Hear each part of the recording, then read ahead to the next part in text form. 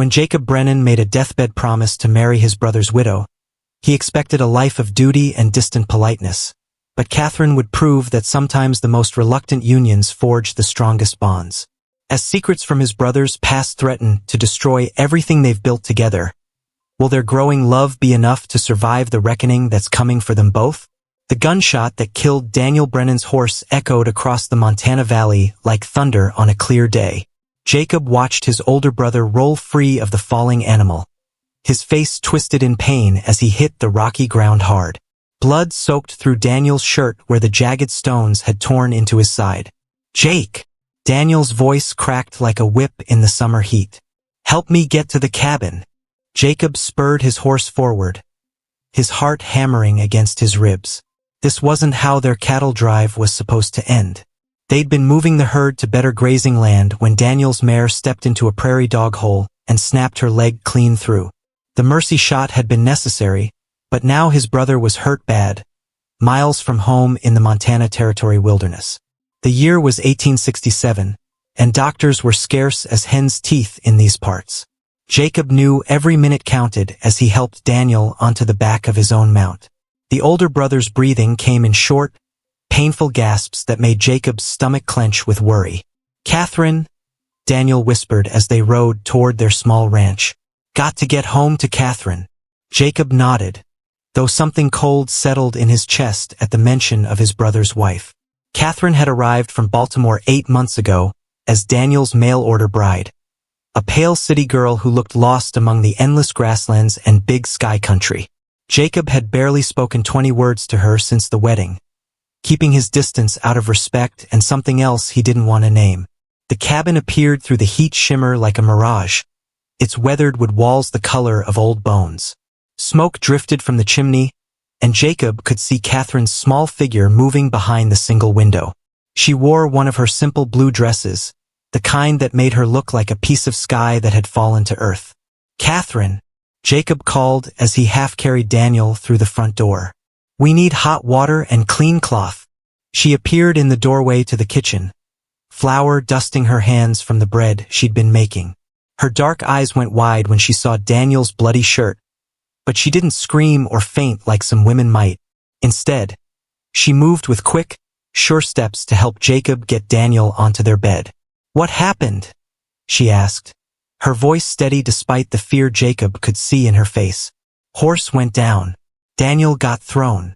Jacob stripped away his brother's torn shirt, revealing the deep cuts along his ribs. "Looks worse than it is, I think." But even as he said the words, Jacob could see the truth in Daniel's gray face and labored breathing. His brother was hurt bad, maybe worse than bad. The nearest doctor was in Millbrook, a hard day's ride south, and Daniel didn't look like he could make that journey. Catherine brought hot water and torn strips of clean cotton. Her hands shook just a little as she began cleaning Daniel's wounds, but her touch was gentle and sure. Jacob found himself watching the way she moved, the careful attention she gave to each cut and scrape. "The big gash needs stitching," she said quietly. "I can do it, but what?" Jacob asked. "I'm not a doctor. If there's damage inside, if something's broken." She trailed off, but Jacob understood. They were on their own out here just like always.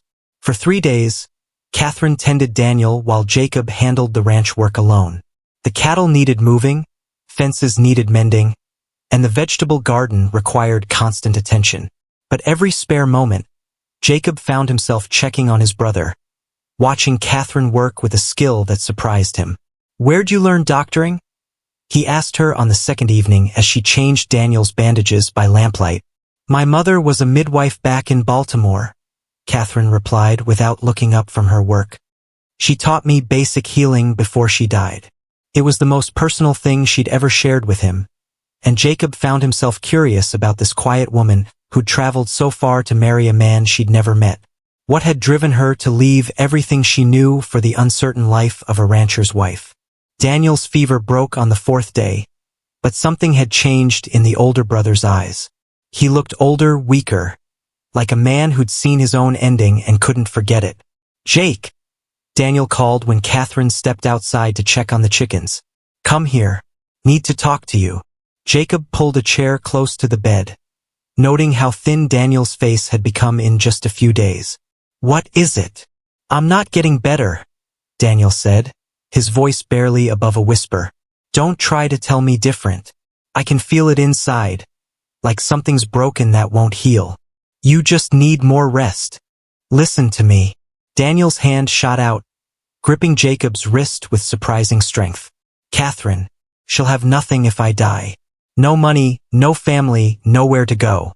Jacob's throat went tight. He could see where this conversation was heading, and every instinct told him to run from it. "The ranch barely supports one family," Daniel continued, "but with two people really working it together, it could be something good, something lasting." "Daniel, don't. Promise me." Daniel's eyes burned with fever and determination. "Promise me you'll take care of her. Marry her if you have to. Don't let her go back to the city with nothing." The words hung in the air between them like a challenge Jacob wasn't ready to accept. Marry Catherine? The idea was impossible, crazy. She was his brother's wife, a stranger who barely tolerated his presence. "She deserves better than a marriage of convenience," Jacob said finally. Daniel's laugh turned into a cough that brought blood to his lips. "Maybe, but she deserves to live more than she deserves better. Promise me, Jake. You're all the family I got left." Outside, Jacob could hear Catherine singing softly to the chickens as she scattered feed. Her voice was sweet and clear, like mountain water over stones. The sound made something ache in his chest that he couldn't name. "Promise me," Daniel whispered again. Jacob looked at his brother's face, saw the fear there beneath the determination. Daniel wasn't just asking him to take care of Catherine. He was asking him to take care of the guilt, the worry, the love that Daniel wouldn't be able to give her himself. "I promise," Jacob heard himself say. Daniel's grip on his wrist loosened, and for the first time in days he smiled. "Good. That's good." But as Jacob sat in the gathering dusk, listening to Catherine's voice drift through the open window, he wondered what kind of promise he'd just made and whether either of them would survive it. Jacob Brennan stood at the kitchen window, watching the sun paint the eastern mountains gold and pink. 5 days had passed since Daniel's fever broke, and she could feel death moving through their small cabin like a cold wind that touched everything. She'd seen it before, back in Baltimore when her mother tended the dying. There was a look that came into people's eyes, a turning away from the world of the living toward something else entirely.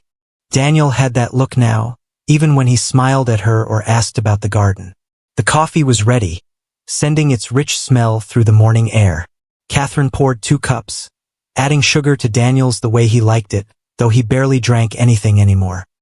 His appetite had faded along with his strength, leaving him thin and fragile as an autumn leaf.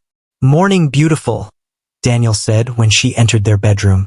His voice was soft, weaker than yesterday, but his eyes still held warmth when he looked at her. "Morning yourself," Catherine replied, settling into the chair beside his bed. She'd moved it there 3 days ago and hadn't left his side except for the most necessary tasks. Daniel tried to sit up but couldn't manage it alone. Catherine helped him, arranging pillows behind his back with practiced ease. His body felt light in her hands, as if he was already starting to fade away. "Jake's out checking the cattle," Daniel said, though they both knew Jacob was avoiding the sick room. The younger brother had grown quiet and distant since Daniel's accident, speaking only when spoken to and disappearing for hours at a time. "He works too hard," Catherine observed, though she understood Jacob's absence. Death made people uncomfortable, especially men who were used to fixing things with their hands and their will. "He's a good man," Daniel said, his eyes finding hers with sudden intensity. "Better than he knows. Better than most people see." Catherine nodded, though she wasn't sure she agreed. Jacob Brennan was reliable, she'd grant him that. He did his work without complaint and never caused trouble. But good? She barely knew him well enough to judge. He kept himself locked away behind walls of silence and duty. "Tell me about Baltimore again," Daniel requested, settling back against his pillows. "About the harbor and the ships." Catherine smiled, recognizing his need for distraction. She began describing the busy waterfront where she'd grown up, the forest of masts and rigging, the smell of salt air and fish and tar. She told him about the street vendors selling hot pretzels and the way fog rolled in from the Chesapeake Bay on autumn mornings. "Do you miss it?" Daniel asked when she paused. The question caught her off guard. Did she miss Baltimore? She missed some things, the theaters, the libraries, the way you could disappear into a crowd when you needed to be alone. But she didn't miss the poverty, the cramped tenement where she'd lived with her mother, the constant worry about having enough to eat. "Sometimes," she admitted. "But this is home now." Daniel's hand found hers on the blanket. "I'm sorry I brought you so far from everything you knew just to leave you alone." "You didn't know this would happen," Catherine said firmly. "And you didn't leave me alone." "Not really." But even as she said the words, Catherine felt the truth of her situation settling around her like a heavy coat. When Daniel died, and they both knew he was dying, she would indeed be alone. Alone in a territory where she knew virtually no one, with no money and no way to support herself. The ranch belonged to both brothers, but Jacob could work it by himself. He wouldn't need her, might even prefer her gone so he could get on with his life without reminders of his brother's brief marriage. "Catherine," Daniel said, his voice taking on an urgency that made her look at him sharply. "There's something I need to tell you. About after." "Don't," she said quickly. "Don't talk about after. You're going to get better." "No, I'm not." Daniel's words were gentle but final. "And we both know it. So listen to me, please." Catherine's throat closed up, but she nodded. "I've talked to Jake. Asked him to take care of you when I'm gone." The words hit Catherine like cold water. Take care of her? What did that mean exactly? She could imagine several possibilities, none of them appealing. "I can take care of myself," she said, though even she could hear how hollow the words sounded. "How?" Daniel's question was direct, not unkind. "Doing what? Going where? You've got no family, no money of your own. The nearest town is Millbrook, and what would you do there? Take in washing? Work in the saloon?" Catherine flinched at the implications. She'd thought about her options during the long nights sitting beside Daniel's bed, and none of them were good. A single woman had few choices in the Montana territory, especially one with no connections or resources. "Jacob's a good man," Daniel continued. "He'll do right by you if you let him." "Do right by me how?" Catherine asked, though she was beginning to understand. "However you both decide. He could help you get back to Baltimore if that's what you want. Or," Daniel's voice trailed off, but his meaning was clear, "where she could stay. Marry Jacob. Become his wife the way she'd become Daniel's wife, through necessity and mutual benefit rather than love." The idea should have horrified her, but Catherine found herself considering it with a practical mind. Jacob was steady, hard-working, and from what she'd observed, fundamentally decent. He'd never been unkind to her, just distant. Many marriages started with less. "What does Jacob think about this arrangement?" she asked. "He promised to take care of you," Daniel said. "He's a man of his word." Catherine noted that wasn't exactly an answer to her question. A promise made to a dying brother was different from a choice made freely. If she stayed, if she married Jacob, would she always be a duty to him? A burden he carried out of obligation to Daniel's memory? "I need to think about it," she said finally. Daniel squeezed her hand. "Of course, but don't think too long. I can feel time running out." The rest of the day passed quietly. Catherine went through the motions of her usual tasks, feeding the chickens, tending the garden, preparing meals that Daniel barely touched.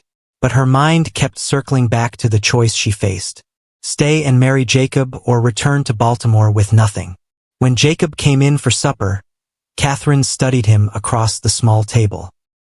He was handsome in a rough way, with broad shoulders and calloused hands that spoke of hard work.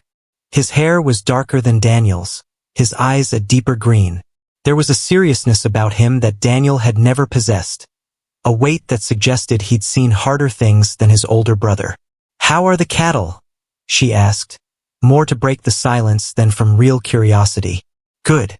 Found some new grass up the North Valley. Should carry us through until the next rain." Jacob's voice was carefully neutral, but Catherine caught him glancing toward the bedroom where Daniel lay sleeping.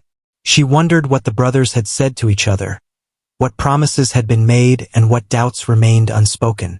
After supper, Jacob excused himself to tend the horses. Catherine cleaned the dishes and prepared Daniel's evening medicine, but her thoughts were far from these simple tasks. What kind of life could she build with a man who saw her as a responsibility rather than a choice? Could respect and mutual need grow into something warmer over time, or would she always be the woman he'd married out of duty to his dead brother? As she prepared for bed, Catherine caught sight of herself in the small mirror above the wash basin. She saw a woman of 22 with dark hair and serious eyes, a face that was pleasant if not beautiful. She'd been told she had a practical nature, a steady temperament that would serve a frontier wife well. Maybe that would be enough. Maybe love was a luxury she couldn't afford to require. Outside her window, Catherine could hear Jacob moving around the barn, settling the animals for the night. Soon she would have to give him her answer, and whatever she decided would shape the rest of her life. The question was, did she have the courage to choose the unknown over the impossible? The church bell in Millbrook rang 13 times before Reverend Hayes realized his mistake and stopped pulling the rope. Jacob stood beside Daniel's fresh grave, dirt still clinging to his boots from helping lower the plain wooden coffin into the Montana earth. 3 days. That's how long Daniel had lasted after their conversation about Catherine. 3 days of watching his brother fade like smoke until the final breath slipped away in the pre-dawn darkness while Catherine held his hand and whispered prayers. Now the whole town had turned out for the funeral, their curious eyes shifting between Jacob and the young widow in her borrowed black dress. Mrs. Henderson from the general store had loaned Catherine the mourning clothes, since she'd owned nothing suitable for burying a husband. Such a shame, Jacob heard Mrs. Patterson whisper to her friend. Poor girl, married less than a year and already a widow. What will she do now? Jacob's jaw tightened. He knew exactly what Catherine would do now, thanks to the promise burning in his chest like a hot coal. But the townspeople didn't need to know that yet. Let them wonder and gossip. He had more pressing concerns. Catherine stood perfectly still beside the grave, her face pale as winter snow beneath the black veil. She hadn't cried during the service, hadn't made a sound when they lowered Daniel into the ground. Her composure impressed Jacob even as it worried him. Was she holding herself together through pure will, or did she simply not feel the grief everyone expected? Reverend Hayes cleared his throat and began reading from his worn Bible. The Lord is my shepherd, I shall not want. The familiar words washed over Jacob without meaning.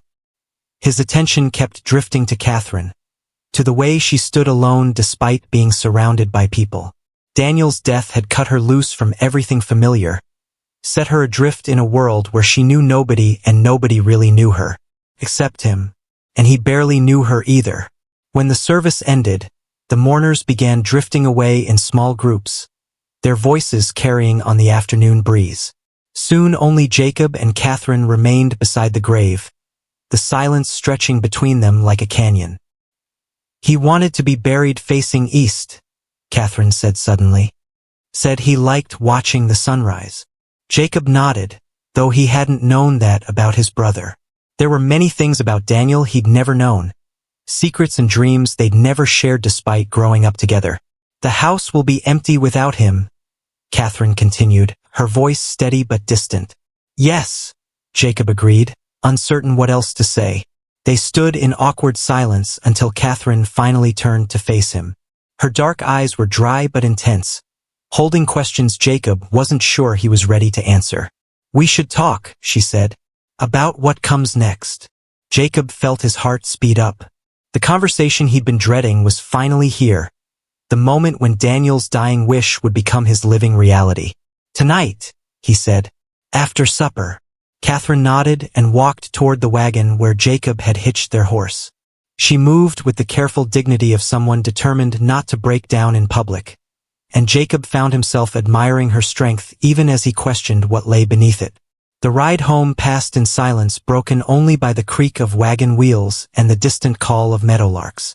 The landscape looked different somehow, as if Daniel's death had changed the very color of the sky. Everything felt fragile, temporary, like a house of cards waiting for the wind. Back at the ranch, Catherine disappeared into the cabin while Jacob tended the horse. He took his time with the animal, brushing its coat until it gleamed, checking its hooves for stones, anything to delay the conversation waiting inside. When he finally entered the cabin, he found Catherine in the kitchen, still wearing her black dress but with the veil pushed back from her face. She'd prepared a simple meal of bread and cold meat, though neither of them seemed to have much appetite. They ate in silence until Catherine set down her fork and looked directly at him. "Daniel told me about your promise," she said without preamble. Jacob nearly choked on his bread. "Did he?"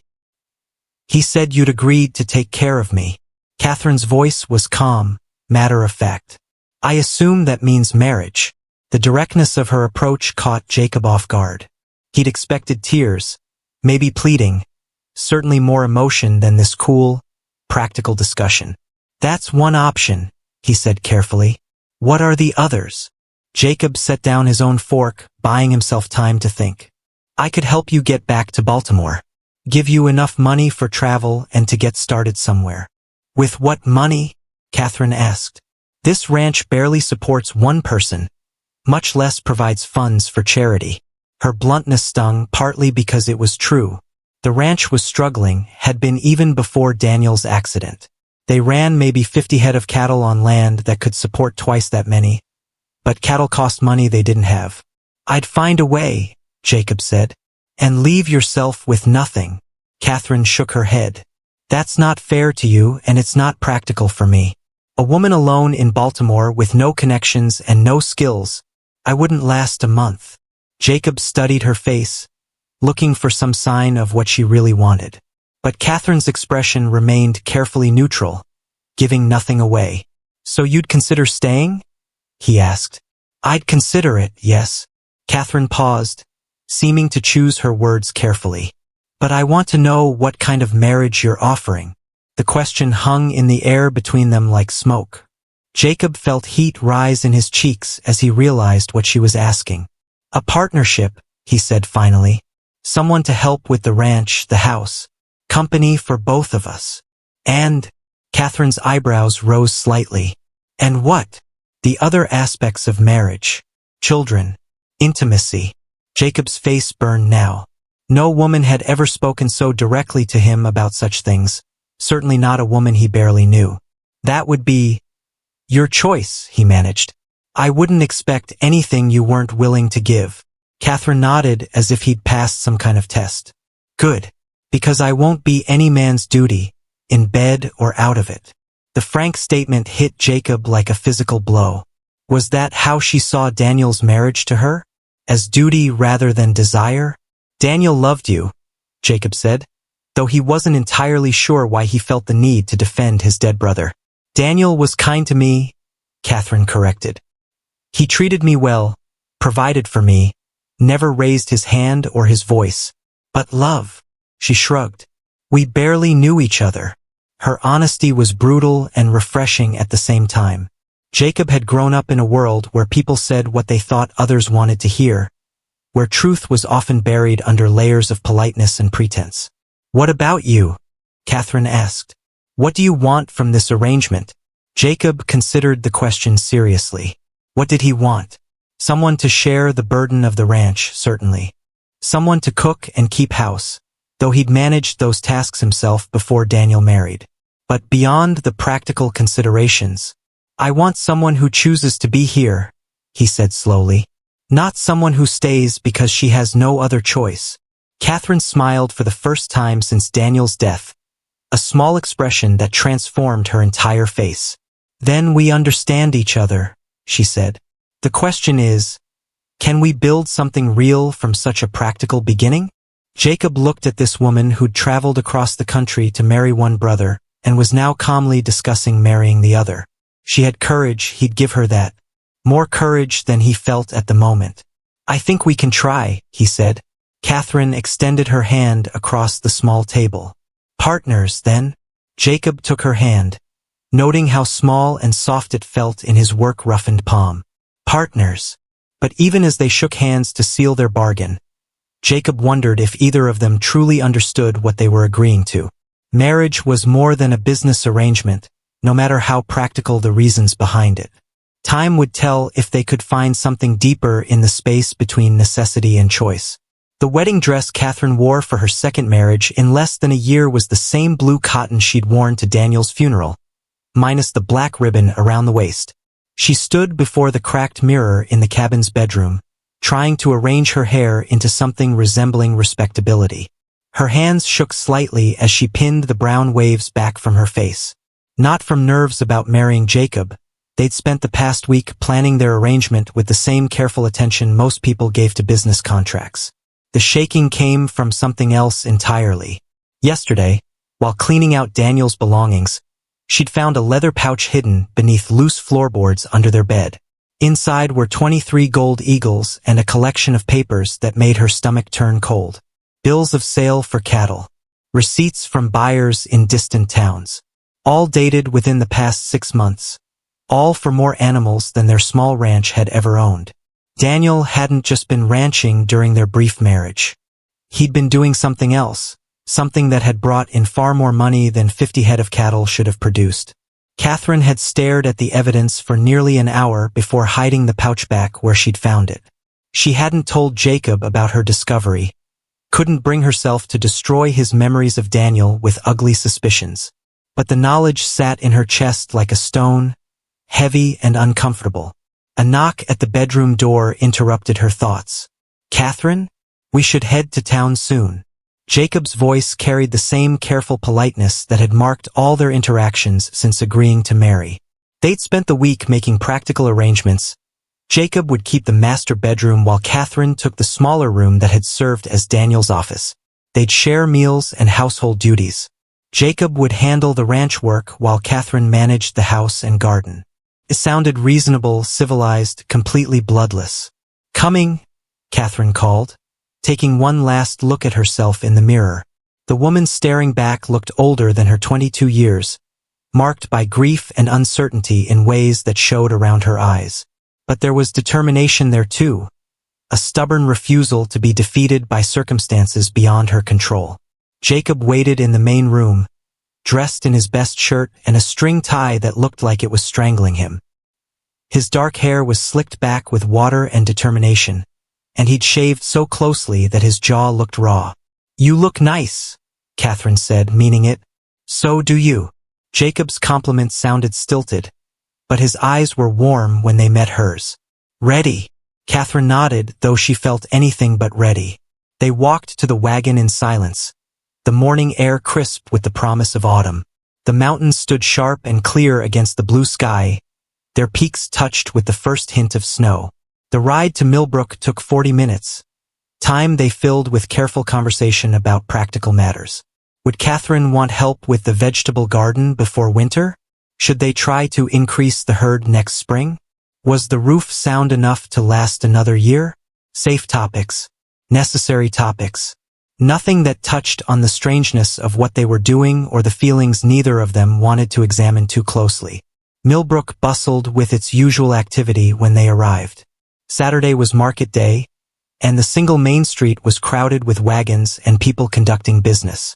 Catherine noticed how conversations stopped when she and Jacob walked toward the church, how eyes followed their progress with barely concealed curiosity.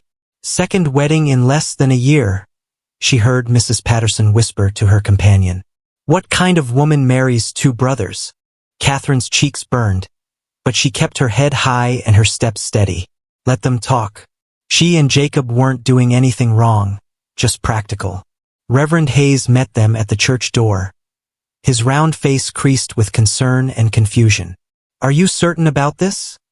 he asked, directing the question to both of them but looking primarily at Catherine. "It's been barely a week since we buried Daniel." "We're certain," Jacob said firmly. "Catherine needs protection, and I gave my word." The Reverend's expression suggested he had opinions about hasty marriages and unseemly timing, but he led them inside without further comment. The church was empty except for Mrs. Henderson, who'd agreed to serve as witness, and her husband, who looked like he'd rather be anywhere else.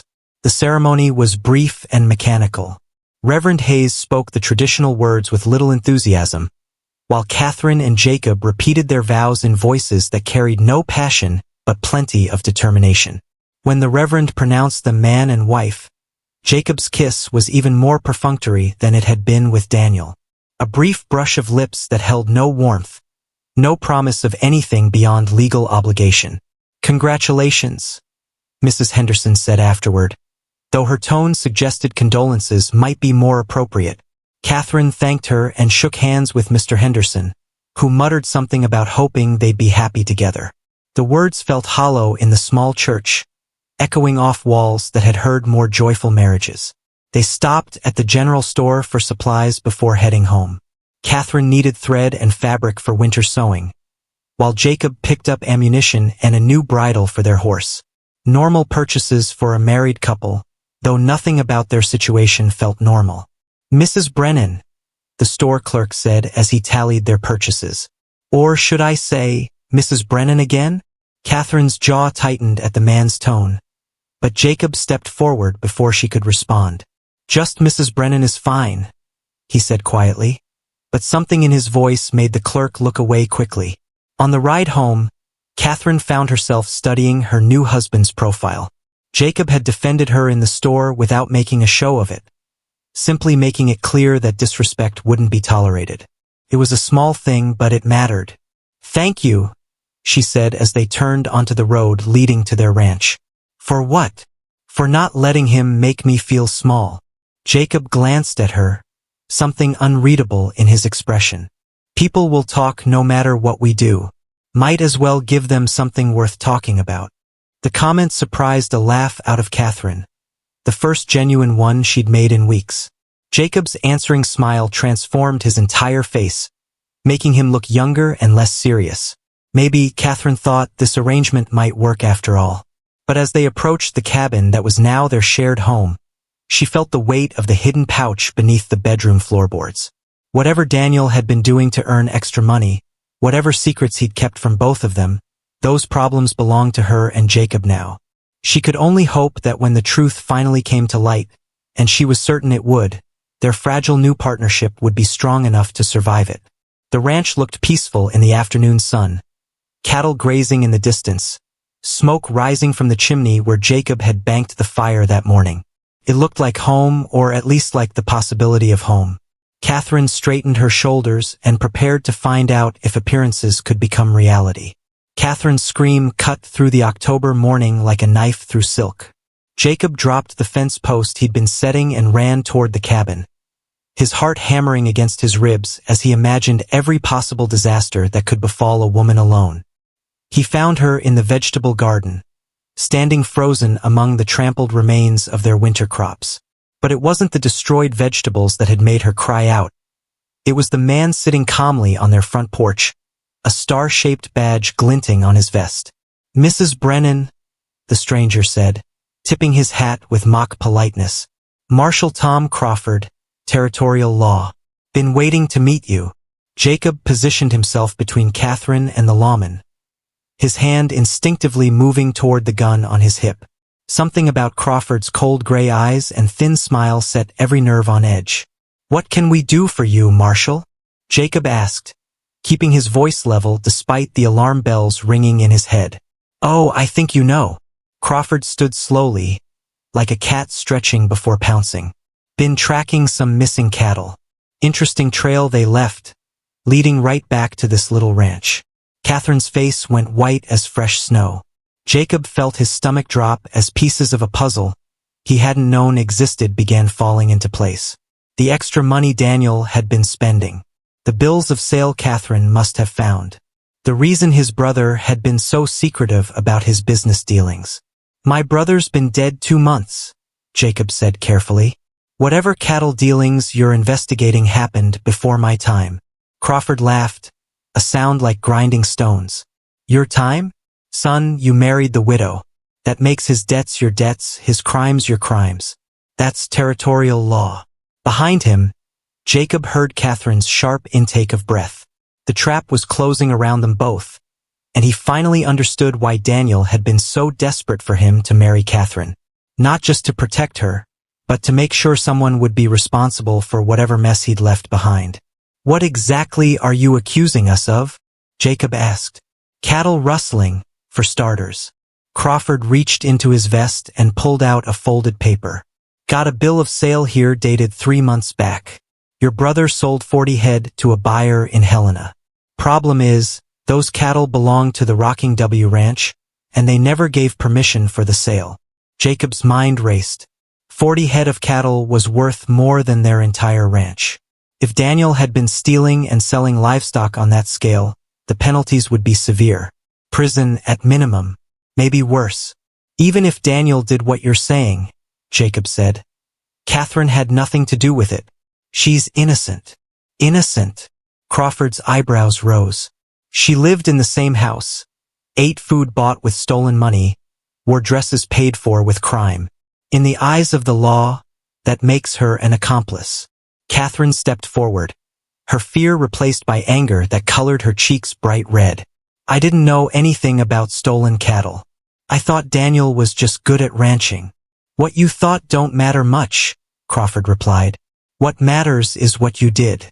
And what you did was profit from theft. Jacob felt rage building in his chest like steam in a boiler. This man was threatening Catherine, trying to destroy her life for crimes she'd never committed. The protective instinct that had been growing stronger every day since their marriage flared into something fierce and dangerous. How much? Jacob asked suddenly. What? How much does the Rocking W want for the cattle? I'll pay it back. Crawford studied him with new interest. 40 head at current prices? About $800. Plus interest and damages. Call it 1,000 even. The number hit Jacob like a physical blow. $1,000 was more money than he'd see in 5 years of honest ranching. It might as well have been $1 million. I don't have that kind of money, Jacob admitted. Then I guess we'll be taking you both to Helena for trial. Crawford's smile was sharp as a blade. Judge Morrison don't much like cattle thieves. Last ones he sentenced got 10 years in territorial prison. Catherine swayed on her feet, and Jacob reached out to steady her. 10 years. By the time they got out, if they survived prison at all, they'd be broken people with nothing left to build a life on. There might be another way, Crawford said, his tone suggesting he'd been waiting for this moment. What kind of way?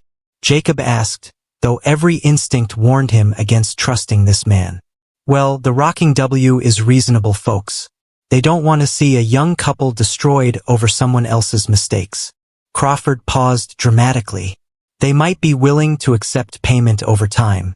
Work off the debt, so to speak. Jacob felt hope and suspicion war in his chest. What kind of work? Your ranch borders their grazing land. They could use someone reliable to watch their herds, report on rustlers, make sure nothing like this happens again. Crawford's smile never wavered. Course, they'd expect loyalty. Complete loyalty. The words carried undertones that made Jacob's skin crawl. They weren't talking about honest work. They were talking about becoming the Rocking W's property, bound to them by debt and fear. And if we refuse? Catherine asked, her voice barely above a whisper. Then we head to Helena today, and you both get to explain to Judge Morrison how you had no idea where all that extra money was coming from. Jacob looked at Catherine, saw the fear and determination warring in her dark eyes. They were trapped, caught between impossible choices with no good options. How long? Jacob asked. How long to work off the debt? Oh, that depends on how hard you work, how loyal you prove to be. Crawford's meaning was clear. They would never be free, would always owe something to keep the law from coming down on them. We need time to think about it, Catherine said suddenly. Crawford checked his pocket watch. I'll give you until sundown. But don't think about running. I got men watching every trail out of this valley. After the marshal left, Jacob and Catherine sat in their kitchen, the weight of their situation pressing down like a physical thing. The cabin that had started to feel like home now felt like a trap. This is my fault, Catherine said finally. I found money hidden in Daniel's things. I should have told you, should have realized. You couldn't have known, Jacob interrupted. Daniel fooled us both. But privately, Jacob wondered if that was true. Had he ignored signs because he didn't want to see them? Had he let his love for his brother blind him to Daniel's faults? "What are we going to do?" Catherine asked. Jacob looked at his wife, his partner in this mess they'd inherited. She deserved better than this, deserved a chance at a real life instead of years of bondage to pay for another man's crimes. "We're going to find a third option," Jacob said with more confidence than he felt, because no matter what it took, he wasn't going to let Catherine pay the price for Daniel's sins. The flames from their burning barn painted the night sky orange and red, casting dancing shadows across Jacob's face as he stood helpless in the yard. The fire had started barely an hour after Marshall Crawford rode away. Too convenient to be accident, too destructive to be ignored. "The horses!" Catherine shouted over the roar of burning wood. "They're still inside." Jacob was already running toward the inferno, wet cloth pressed over his mouth and nose. The heat hit him like a fist as he plunged through the doorway, smoke burning his eyes and lungs. Their 2 horses whinnied in terror from their stalls, eyes rolling white with panic. He freed the first horse, slapping its rump to send it galloping into the safety of the pasture. The second animal, an older mare named Belle who'd belonged to Daniel, fought him as fear made her dangerous. Hooves lashed out, barely missing Jacob's head as he struggled with the stall latch. "Easy, girl," Jacob whispered, though his own heart was racing. The barn creaked ominously above them, supporting beams starting to buckle under the fire's assault. Finally the latch gave way, and Belle bolted past him toward the open door. Jacob followed, stumbling out into the cool night air just as a section of the roof collapsed behind him with a thunderous crash. Catherine ran to him, her hands checking for injuries while tears streaked the soot on her cheeks. "Are you hurt? Jacob, are you hurt?" "I'm fine," he gasped, though his lungs felt raw and his eyebrows were singed. "Just smoke." They stood together watching their barn burn to the ground, taking with it the hay they'd stored for winter, the tools Jacob needed for ranch work, and any hope they'd had of making it through the cold months ahead. "This wasn't an accident," Catherine said quietly. Jacob nodded, wiping smoke tears from his eyes. "Crawford's making sure we understand our position." As if summoned by his name, the marshal appeared out of the darkness, 3 men riding behind him.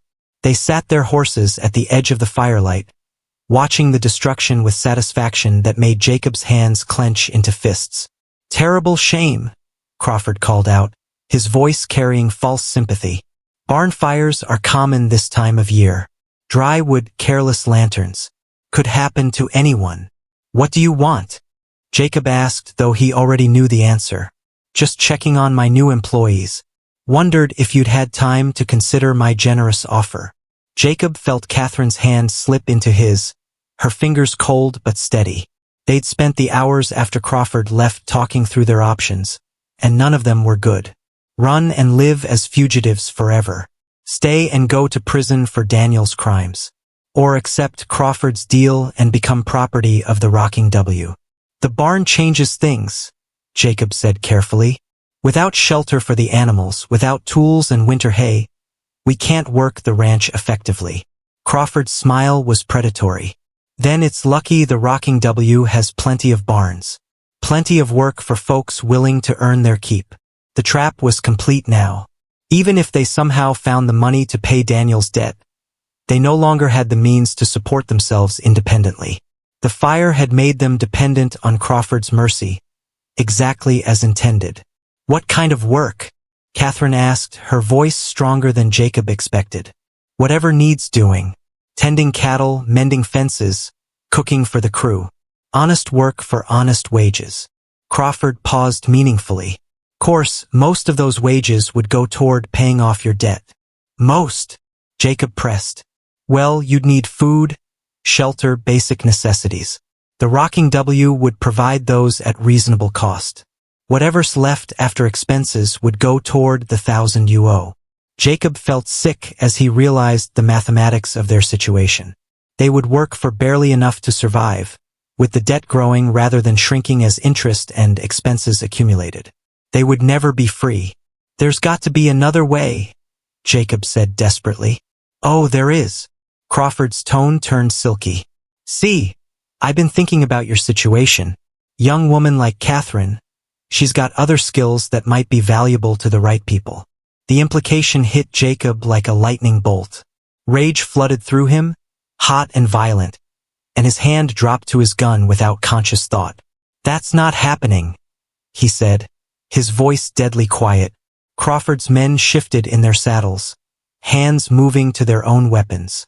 The marshal himself remained relaxed, but his eyes were alert, calculating. Now, don't go getting ideas above your station, Crawford said mildly. You're in no position to make demands or threats. Try me. The words hung in the smoky air between them like a challenge. Catherine's grip on Jacob's hand tightened, trying to hold him back from a fight he couldn't win. Jacob, she whispered. Don't. But Jacob was past listening to reason. Something primitive and protective had awakened in him.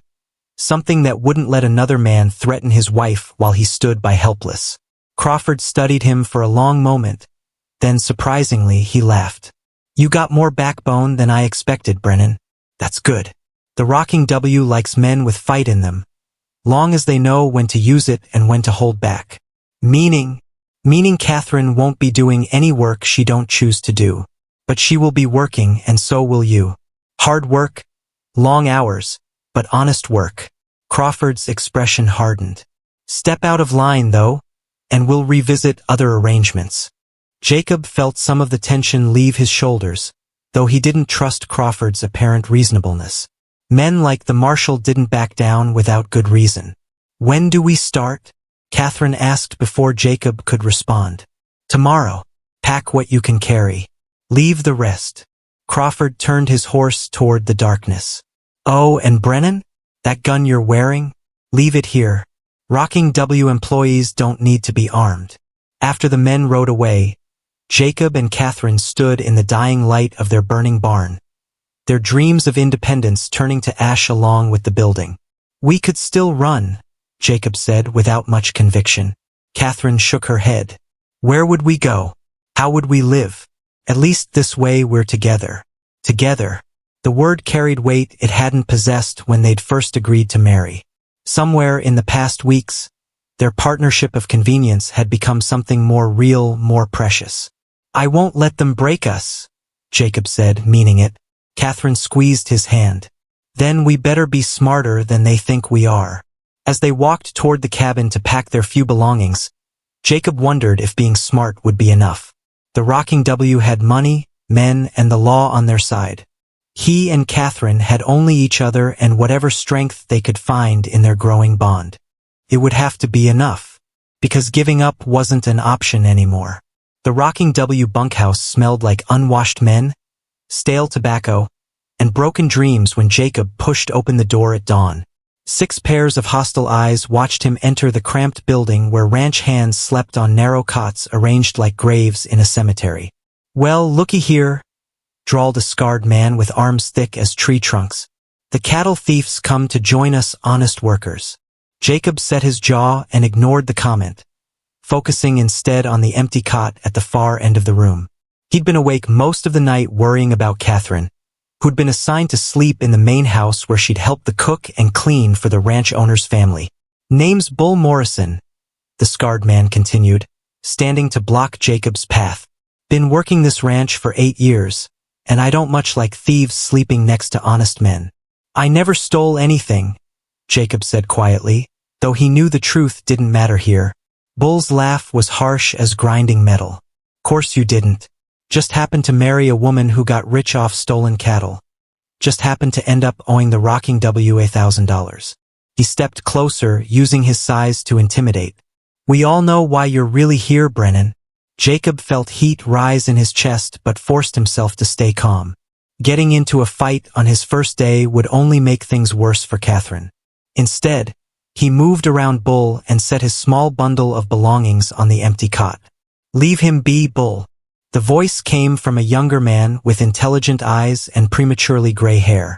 We all got our reasons for being here. Bull turned his attention to the gray-haired man. You defending him, Pete? This thief and his fancy woman.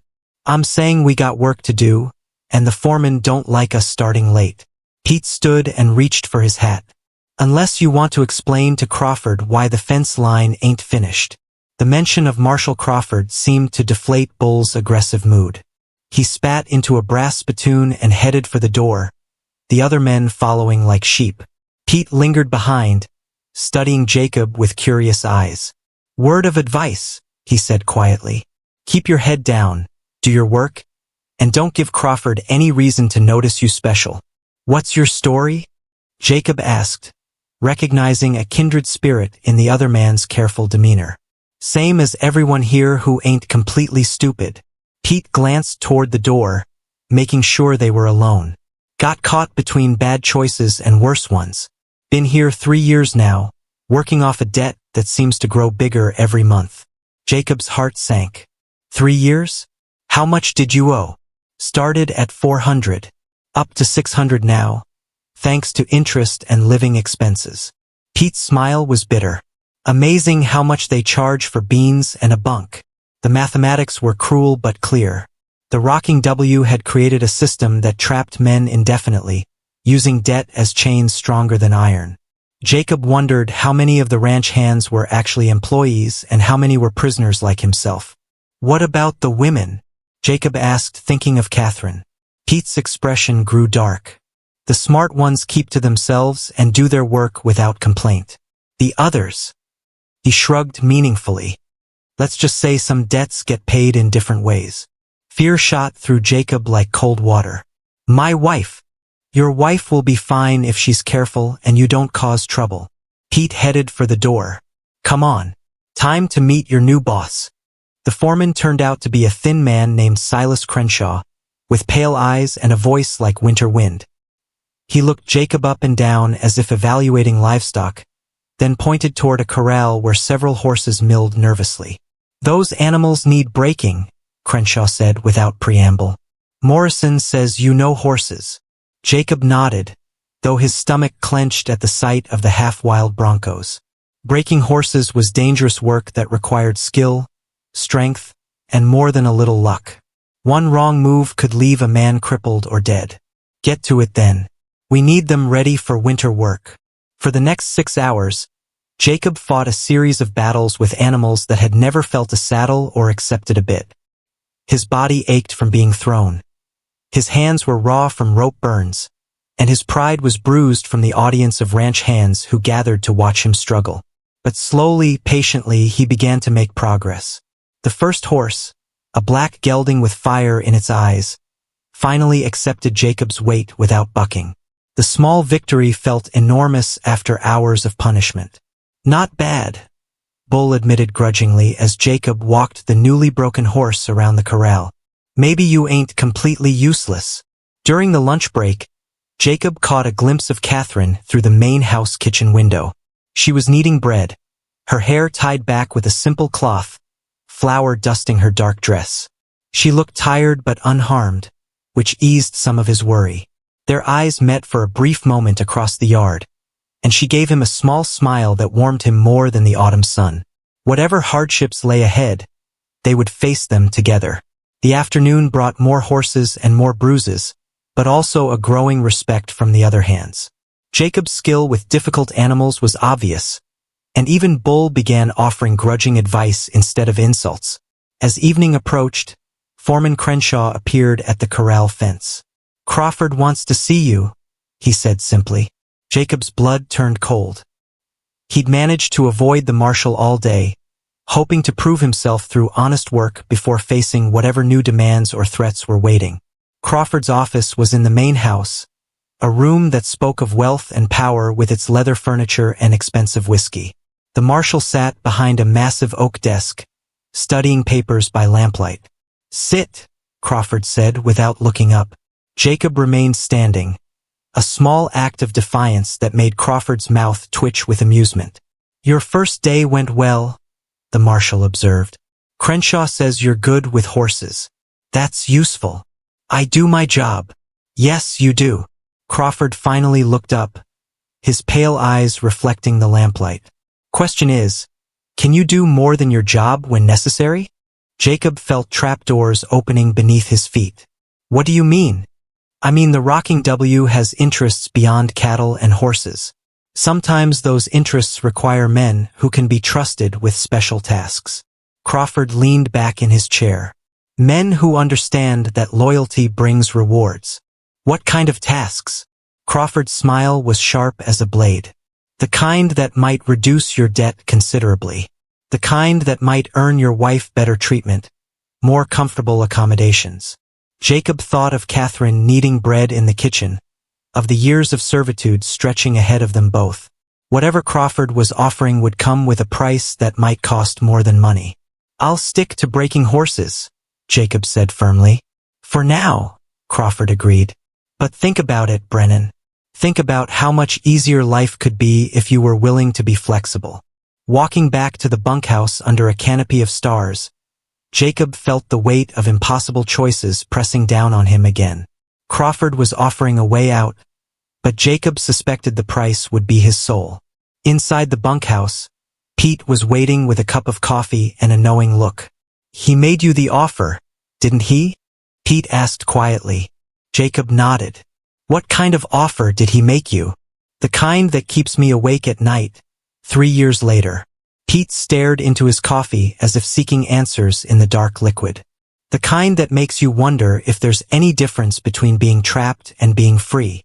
Outside, a coyote howled in the distance, its voice echoing across the valley like a warning. Jacob lay on his narrow cot and stared at the ceiling, wondering how long he could resist Crawford's offers before the pressure became too much to bear.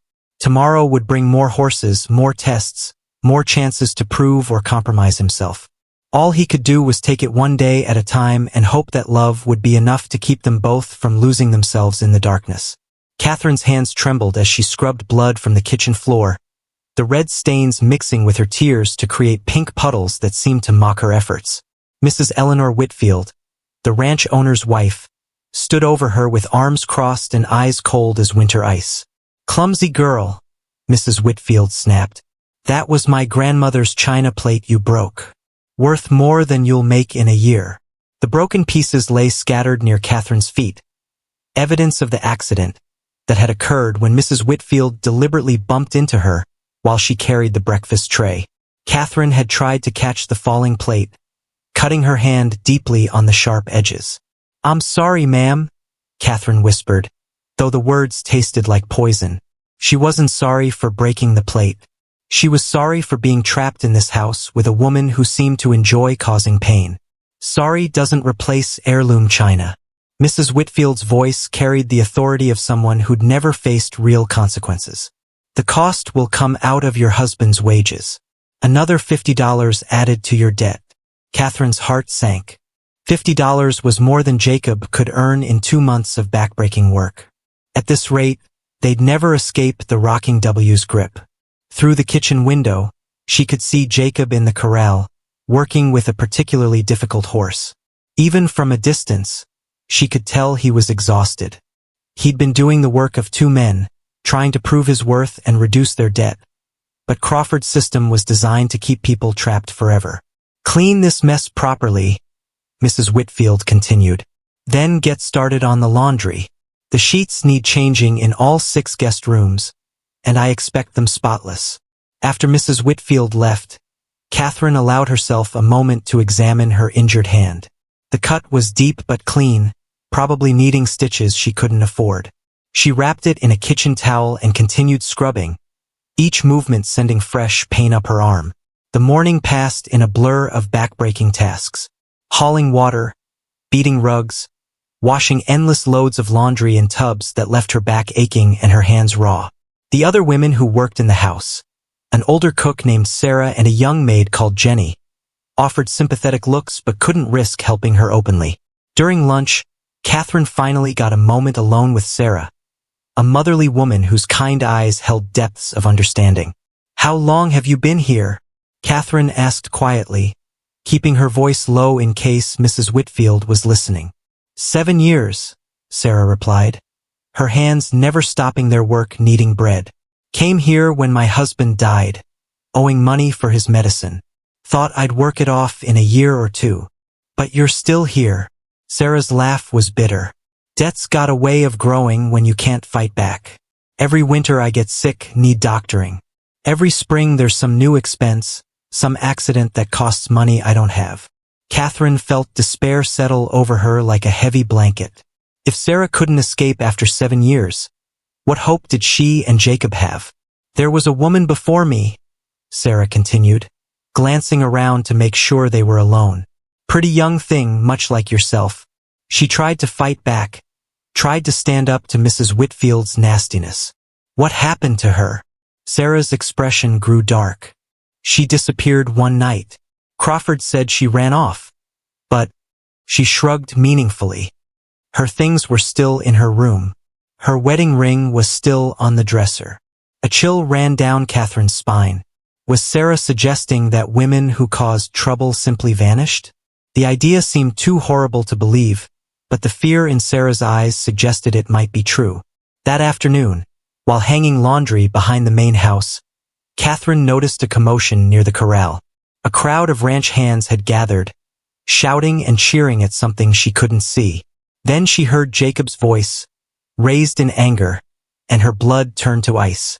She dropped the wet sheets and ran toward the crowd, pushing through the circle of men until she could see what was happening. Jacob stood in the center of the corral, facing off against Bull Morrison, both men's fists raised and ready. Problem here? Foreman Crenshaw asked, appearing beside Catherine with his usual cold authority. Morrison was talking about my wife, Jacob said through gritted teeth, blood trickling from a split lip. Said things no man should say about another man's woman. Bull spat into the dirt. Just speaking truth. Pretty woman like that, working in the big house, sleeping under the same roof as the boss. Man's got to wonder what kind of work she's really doing. Jacob's roar of rage was like a wild animal's as he lunged at Bull again. The bigger man was ready this time, landing a heavy blow to Jacob's ribs that sent him staggering backward. Stop! Catherine cried, but her voice was lost in the shouting of the crowd. The fight continued for several brutal minutes, both men landing and taking punishment. Jacob was quicker and more determined, but Bull was bigger and stronger. Blood flew from split knuckles and broken noses, while the ranch hands cheered like spectators at a gladiator match. Finally, Crenshaw fired his pistol into the air, the sharp crack ending the fight immediately. Enough! He shouted. Morrison, get back to work. Brennan, you're coming with me. Catherine tried to follow, but 2 ranch hands blocked her path. She could only watch helplessly as Crenshaw marched Jacob toward the main house, probably to face Crawford's judgment. An hour later, Jacob emerged from the house looking pale and shaken. Catherine met him halfway across the yard, her heart hammering with fear and relief. What did Crawford say? She asked, checking his injuries with gentle hands. He wasn't pleased. Jacob winced as she touched a particularly tender bruise. Fighting disrupts productivity. Bad for business. What's our punishment? Jacob's expression grew grim. Double shifts for both of us. You'll work in the kitchen until midnight, then start again at 4 in the morning. I'll be breaking horses during the day and mending fences by lantern light. Catherine felt tears threaten but forced them back. Crawford was grinding them down systematically, making their lives so miserable that they'd eventually accept any alternative he offered. There's something else, Jacob continued quietly. Crawford made me another offer. A way to reduce our debt significantly. What kind of offer? Jacob's hesitation told her everything she needed to know. Whatever Crawford wanted, it would require Jacob to compromise his principles, to become the kind of man he'd never wanted to be. I told him no, Jacob said firmly. Whatever it takes, however long it takes, we'll do this the honest way. Catherine wanted to believe that was possible, but looking at Jacob's battered face and thinking about Sarah's warnings, she wondered if honesty was a luxury they could afford. That night, as she worked alone in the kitchen by flickering candlelight, scrubbing pots and preparing tomorrow's bread, Catherine made a decision that would change everything. She was going to find out exactly what had happened to the woman who'd disappeared. And if Crawford and his people thought they could break her and Jacob through cruelty and intimidation, they were about to learn how wrong they were. Some fires, once lit, were impossible to extinguish. The ledger fell from Catherine's hands like a stone, its pages fluttering open to reveal columns of numbers that made her stomach turn sick with understanding. She'd found it hidden behind loose boards in the main house attic, while searching for extra blankets during her midnight cleaning duties. Her candle flickered in the dusty air as she knelt to retrieve the book, her heart pounding against her ribs like a caged bird. The handwriting was Crawford's. She recognized his sharp, precise script from the papers he'd shown them. But the entries told a story far different from the one he'd claimed. Daniel Brennan, 40 head cattle, $320, received payment to D. Brennan, $80 profit, $240. Catherine's hands shook as she turned the pages, finding entry after entry that painted a picture of organized theft. Crawford wasn't just catching cattle rustlers. He was running the operation. Daniel hadn't been a criminal. He'd been a victim, tricked into believing he was buying cheap cattle when he was actually helping Crawford steal them. Find something interesting? Catherine spun around, her candle nearly guttering out from the sudden movement. Crawford stood at the top of the attic stairs, his pale eyes gleaming in the candlelight like a predator's. I was looking for blankets, Catherine said, her voice barely above a whisper. In a locked chest? Crawford stepped closer, his boots creaking on the old floorboards. Behind boards that had to be pried loose? Catherine's mind raced, searching for an explanation that might save her life. Because looking at Crawford's expression, she knew she was in mortal danger. My husband never stole cattle, she said, surprised by the steadiness in her own voice. You tricked him. Used him. Crawford's smile was sharp as broken glass. Smart girl. Too smart for your own good. Daniel thought he was buying cattle legally. You made him believe the bills of sale were legitimate. Your husband was greedy and stupid. He wanted to believe he'd found easy money, so he didn't ask the right questions. Crawford moved closer, backing Catherine against the attic wall. Just like you're being stupid now. Catherine clutched the ledger to her chest. This proves Daniel was innocent. Proves Jacob and I don't owe you anything. This proves you're a thief who broke into my private property and stole my personal belongings. Crawford's voice was deadly quiet. That's a hanging offense in Montana territory. The trap was closing around her, but Catherine refused to give up. People will ask questions if I disappear. Jacob will. Jacob will be told you ran off with a traveling merchant who came through last week. Happens all the time. City women who can't handle ranch life. Crawford's laugh was cold as winter wind. By the time anyone thinks to look for you, there won't be anything left to find. Catherine's blood turned to ice as she realized what he was saying. This wasn't just a threat, it was a promise. Crawford had done this before, probably to the woman Sarah had mentioned. Please, Catherine whispered, hating herself for begging but desperate to live. I won't tell anyone. I'll destroy the book. Oh, you'll destroy it all right, but not the way you're thinking. Crawford reached for her, and Catherine did the only thing she could think of. She threw the heavy ledger at his head with all her strength, then bolted for the stairs. Crawford's curse echoed behind her as she stumbled down the narrow steps, her candle flame streaming like a banner. The main house was dark and silent around her, but she could hear Crawford's heavy footsteps pursuing her. She ran through the kitchen, past the parlor, toward the back door that led to the yard. Freedom was just steps away when strong hands grabbed her shoulders, spinning her around. Stupid girl, Crawford snarled, his face twisted with rage.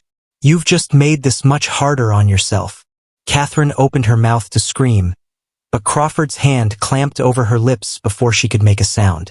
She bit down hard on his fingers, tasting blood, and he jerked his hand away with a curse. Jacob! She screamed as loud as she could. Jacob! Crawford's fist caught her across the cheek, sending stars exploding across her vision. She fell to the kitchen floor, her head ringing like a bell. Too late for that, Crawford said, rubbing his bleeding hand. Your husband's working the night shift on the north fence line, miles from here. Catherine struggled to her feet, her cheek throbbing where he'd hit her. You planned this. You sent him away on purpose. I've been planning this since the day you arrived. Crawford's pale eyes gleamed with malice. Did you really think I'd let you and your husband work off Daniel's debt? You were always meant to disappear. Why? Catherine demanded, though she was already backing toward the door. Why kill us? Why not just let us leave? Because you know too much. Because Jacob's got fight in him that might inspire others. Because I don't leave loose ends. Crawford pulled a knife from his belt, its blade catching the moonlight from the window. Nothing personal. Just business. Catherine's hand found the door handle behind her, but it was locked. Crawford had trapped her as surely as a wolf corners a rabbit. The other woman, Catherine said, stalling for time. The one who disappeared. What was her name? Mary Hutchins. Sweet little thing much like yourself. Tried to run away with some evidence she'd found. Crawford's smile was terrible. We found her 3 days later, but by then the coyotes had done most of my work for me. Horror washed over Catherine in waves. How many people had Crawford killed to protect his secret? How many families had he destroyed? Jacob will know, she said desperately. When I disappear, he'll know you killed me. Jacob will be too busy mourning his runaway wife to cause trouble. And if he does, Crawford shrugged. Accidents happen. Horses throw riders. Fences collapse. Men get careless around machinery. Catherine closed her eyes, thinking of Jacob working alone on the fence line, unaware that she was about to die. She'd never told him she loved him, never admitted that their marriage of convenience had become something real and precious. Any last words? Crawford asked, raising the knife. Catherine opened her eyes and looked directly at him. Yes, go to hell. Crawford laughed and stepped forward, but before he could reach her, the kitchen door exploded inward in a shower of splinters. Jacob stood in the doorway like an avenging angel, his face twisted with rage and his hands clenched into fists. Behind him, Pete and 2 other ranch hands held lanterns that cast dancing shadows across the room. Get away from my wife, Jacob said, his voice deadly quiet. Crawford spun around, the knife still in his hand. How did you? Sarah heard Catherine scream. Sent word to the fence line. Jacob's eyes never left Crawford's face. Put down the knife. I don't think so. Crawford grabbed Catherine's arm, pressing the blade to her throat. Back off or she dies right here. Catherine felt the cold steel against her skin, but her fear was fading, replaced by something stronger. Jacob had come for her. Somehow, someway, he'd known she needed him. Let her go, Jacob said, taking a step forward. Your fight's with me. My fight is with anyone who threatens my business. Crawford's grip tightened on Catherine's arm. Drop your weapons and back away, or I'll cut her throat. Jacob looked at Catherine, his green eyes full of love and desperate determination. In that moment, she knew what she had to do. The ledger, she called out, her voice strained by the knife at her throat. Attic, hidden behind boards, proves Daniel was innocent. Crawford's attention wavered for just an instant, and Catherine took her chance. She stamped down hard on his instep while driving her elbow back into his ribs. He cursed and loosened his grip just enough for her to break free. Jacob was already moving, covering the distance between them in 2 quick strides. His fist connected with Crawford's jaw with a sound like breaking wood, and the marshal went down hard. The knife clattered across the floor as Crawford lay motionless, blood trickling from his mouth. Jacob kicked the weapon away, then pulled Catherine into his arms. Are you hurt? He asked, his hands checking her for injuries. I'm fine, Catherine said, though she was shaking like a leaf. Jacob, I'm so sorry. I should have told you about the money I found. Should have. Shoo. Jacob held her tighter. None of that matters now. What matters is you're safe. But even as he spoke the words, Catherine knew they weren't safe yet. Crawford had men, resources, connections. Even if they'd won this battle, the war was far from over. We need to get that ledger, she said. It's the only proof we have. Jacob nodded, but his expression was grim. And then we need to get out of here. Tonight. Because come morning, the Rocking W would be hunting them both. The territorial courthouse in Helena buzzed with tension as Jacob helped Catherine up the front steps, her hands still bandaged from the cuts she'd received 3 weeks ago. Word of their accusations against Marshall Crawford had spread like wildfire through Montana territory, bringing reporters, curious citizens, and angry supporters of the Rocking W to witness what some called the trial of the century. "You sure about this?" Jacob asked quietly, noting how Catherine's face had gone pale at the sight of the crowd. "I'm sure," she replied, though her voice trembled slightly. "We've come too far to back down now." The past weeks had been a nightmare of hiding, running, and gathering evidence. After escaping from the Rocking W ranch with Crawford's ledger, they'd fled to the mountains where Pete and several other ranch hands had joined them. Together, they'd pieced together the full scope of Crawford's cattle rustling operation, a scheme that had cheated dozens of ranchers and killed at least 3 people who tried to expose the truth. But proving it in court would be another matter entirely. Inside the courthouse, Judge Morrison sat behind his bench like a stern father preparing to discipline unruly children. His reputation for fairness was legendary, but so was his intolerance for false accusations against lawmen. Crawford sat at the prosecutor's table, looking confident despite the bandage on his jaw where Jacob had hit him. His lawyer, a smooth-talking man from back east, had already begun spreading doubts about the evidence and the character of the witnesses. "The defense will show," the lawyer had told reporters, "that these accusations come from desperate criminals trying to avoid justice for their own crimes." Catherine's testimony would be crucial, but Jacob worried about putting her through the ordeal. She'd barely slept since their escape, jumping at every sound and constantly looking over her shoulder for Crawford's men. "All rise," the bailiff called, and the packed courtroom got to its feet as Judge Morrison prepared to hear the case.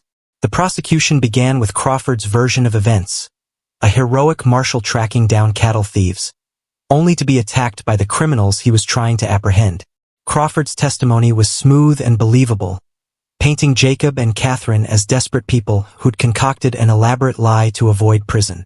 "The evidence is clear," Crawford said from the witness stand, his pale eyes never wavering. "Daniel Brennan stole cattle from the Rocking W ranch. His brother and widow are equally guilty of profiting from those crimes." When it came time for the defense, Jacob's lawyer, a young man named Thomas Mills who'd volunteered to take the case, began by calling Catherine to the stand. She walked to the witness chair with dignity, her dark dress simple but clean, her head held high despite the whispers from the gallery. Jacob felt his heart swell with pride at her courage. "Mrs. Brennan," Mills began gently, "please tell the court what you found in Marshall Crawford's attic." Catherine's voice was steady as she described discovering the ledger, explaining how the entries revealed Crawford's true role in the cattle rustling operation. She spoke of Daniel's innocence, of how he'd been tricked into believing he was buying cattle legally. "The marshal had been using my husband," she said clearly. "Daniel thought he was getting a good deal on livestock. He never knew the cattle were stolen." Crawford's lawyer objected repeatedly, trying to discredit Catherine's testimony, but she remained calm and consistent. When he suggested she might have forged the ledger entries herself, Catherine's eyes flashed with anger. "I can barely write my own name properly," she said. "How could I forge an entire book of accounts in someone else's handwriting?" The courtroom erupted in murmurs at this, and Judge Morrison had to call for order. Next came Pete's testimony about the conditions at the Rocking W ranch, the system of debt that kept workers trapped indefinitely. Then Sarah took the stand, her voice shaking as she described the disappearance of Mary Hutchins and the atmosphere of fear that pervaded the ranch. "Women who asked too many questions had a way of vanishing," Sarah said, her eyes never leaving Crawford's face. "We all knew it, but we were too scared to speak up." The most damaging evidence came when Mills presented the ledger itself. A handwriting expert testified that the entries were definitely in Crawford's script, and an accountant explained how the numbers revealed a systematic pattern of theft and deception. "This isn't the work of small-time cattle rustlers," the accountant said. "This is an organized criminal enterprise operated by someone with authority and resources." When Crawford was recalled to the stand, his composure finally began to crack. Faced with the evidence in his own handwriting, he struggled to explain the discrepancies between his story and the facts. "The ledger could have been planted," he said desperately. These people had access to my office, my private papers. While you held them prisoner? Mills asked pointedly. They weren't prisoners. They were employees working off a legitimate debt. Employees who weren't allowed to leave? Who had their wages garnished for imaginary expenses? Mills pressed harder. Employees whose wives were threatened with violence if they tried to expose the truth? Crawford's face went red with anger. That woman broke into my private property and stole evidence of your crimes? Mills interrupted. Evidence that would have been destroyed if she hadn't been brave enough to risk her life for the truth? The courtroom fell silent as the implications sank in. Crawford had essentially admitted to threatening Catherine's life, validating her version of events. Judge Morrison called for a recess, and Jacob squeezed Catherine's hand as they waited for the verdict. The evidence was strong, but Crawford had friends in high places and a reputation built over years of seemingly honest service. When court reconvened, Judge Morrison's expression was grave. This case has revealed a disturbing pattern of corruption and violence, he began. The evidence presented shows that Marshall Crawford systematically defrauded ranchers throughout this territory, using his position of authority to avoid suspicion. Crawford's face went white as the judge continued. The charges against Daniel Brennan are hereby dismissed, and all debts claimed against his estate are declared null and void. Judge Morrison's voice grew stronger. Furthermore, I am ordering a full investigation into the Rocking W Ranch's business practices and Crawford's conduct as a territorial marshal. The courtroom erupted in cheers and angry shouts. Jacob pulled Catherine close, hardly daring to believe they'd won. But Judge Morrison wasn't finished. Thomas Crawford, you are hereby stripped of your badge and authority. You will be held for trial on charges of cattle rustling, extortion, and conspiracy to commit murder. As Crawford was led away in shackles, his pale eyes found Catherine's across the courtroom. The look he gave her was full of such hatred that Jacob stepped protectively in front of his wife. It's over, Jacob whispered in her ear. We're free. But as they left the courthouse, Jacob couldn't shake the feeling that men like Crawford didn't give up easily. Freedom was precious, but it would have to be defended. Outside, in the bright Montana sunshine, Catherine turned to face her husband. What now? She asked. Jacob smiled, the first genuine smile she'd seen from him in weeks. Now we go home, to our ranch, to our life. Catherine stood on her toes and kissed him, right there in front of the courthouse and half the territory. It was a kiss that spoke of love freely given, of a future chosen rather than imposed. When they broke apart, both were breathing hard. I love you, Jacob Brennan, Catherine said, her voice strong and sure. I love you too, Catherine Brennan. Have since the day you chose to stay and fight instead of run. As they walked toward their wagon, hand in hand, Jacob realized that Daniel's dying wish had given them both more than protection or convenience. It had given them each other, and that was worth more than all the gold in Montana territory. The road home stretched ahead of them, full of promise and possibility. Together, they would build something lasting from the ashes of the past.